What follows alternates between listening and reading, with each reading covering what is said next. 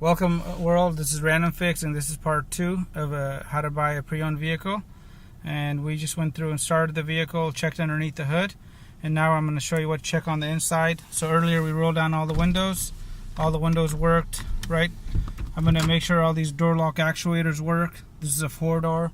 These door lock actuators can cost you quite a bit of money, right? And I'm going to come over here, test the mirrors. You can have a checklist when you do this. I've just gotten so used to doing this on the go. So I'm making sure that the mirror works. You can see the mirrors going up and down. I'm going to come back here, check that, make sure the horn's working. And I'm going to set the cruise control on. You can see that the cruise control light came on over here. Lights are right here. My daylight, my headlight symbol came on the dash. I don't see any warning lights other than the seat belt, and that should go off when I put my seat belt on. And I'm going to check the rest of the car. The AC is warming up. It's getting nice and chilly. Just as a little hint, if it's cold outside and you still want to test the AC, you can tell the AC is running versus the cold air from outside, because your bones will start to hurt. So this is how I did my tests when I was on the road, and I've never been duped. I'm going to check any kind of navigation systems or anything they have in the car, right? I don't want to have the stereo on when I'm driving, so I'm going to test the radio reception if I'm interested, right?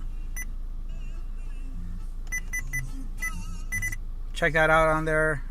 And now I'm going to open up the glove compartment, close that up on here, ask them if they've done any of the services lately on the vehicle.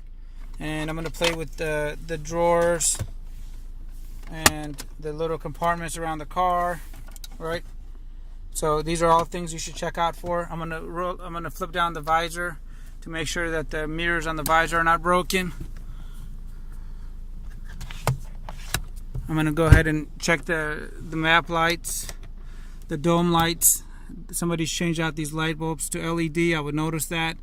LED light bulbs in cars are pretty cool. They keep the battery from dying on here. So I've checked all those things. I'm going to notice that there's a cracked windshield right there, and I'm going to deduct for that. So I noticed that the car has the SRS curtain airbags over here, right? So if you see that this cover was really off, or it was hanging over here, that would probably be an indication that somebody's been playing around with that, and that's something just to kind of note. And other than that, I'm going to test the windshield washer motor and the fluid, make sure it has fluid in there.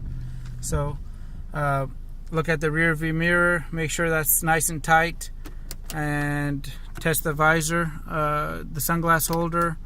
And so pretty much everything around the car. The seat belts I'm going to grab, make sure all the seat belts work around the car, because you don't want to find this out after you bought it.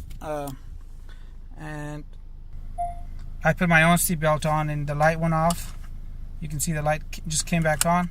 The light went off, so the seat belt sensor is working on here, which is great. I'm going to test the hazards, right? The hazards are working. And now we're going to take the car for a quick test drive.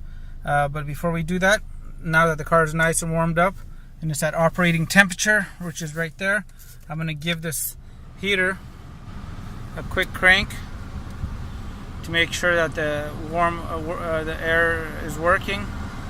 So the heater's getting nice and hot.